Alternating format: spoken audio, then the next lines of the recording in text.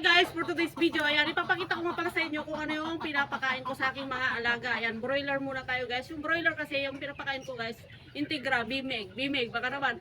Ayan, pag day old pa lang siya guys, day old, 1 to 14 days, ang pinapakain ko is Integra 1000.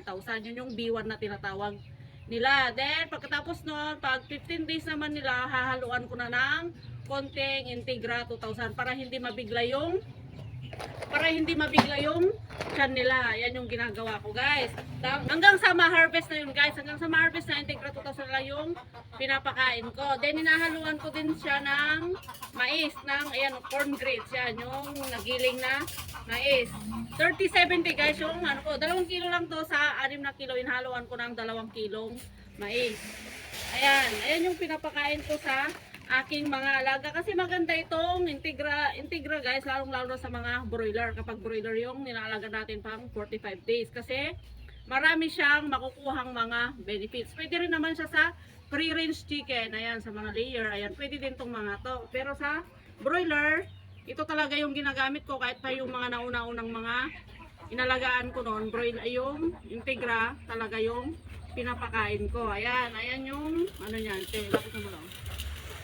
Ito na siya yung Integra 2000. Ayan.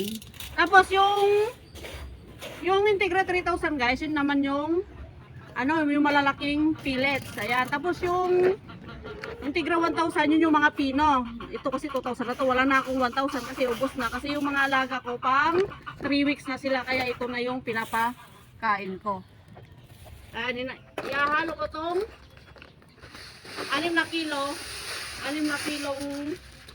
Integra 2000, then nahaluan ko siya ng 2 kilong mais.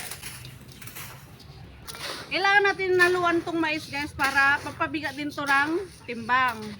Ayan, pampabigat din kasi ng timbang ito para mas mabilis din silang lumaki pa. Kaya nahaluan ko ng corn grits or mais na giniling.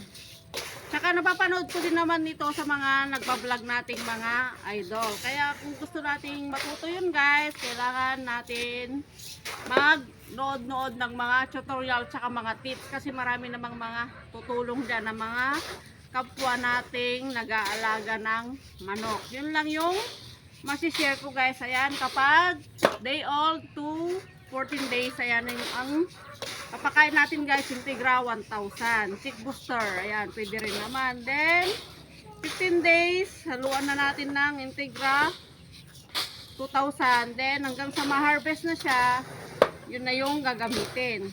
Yun lang yung masishare ko base sa aking experience guys. Ayan, sa pag-aalaga ng manok.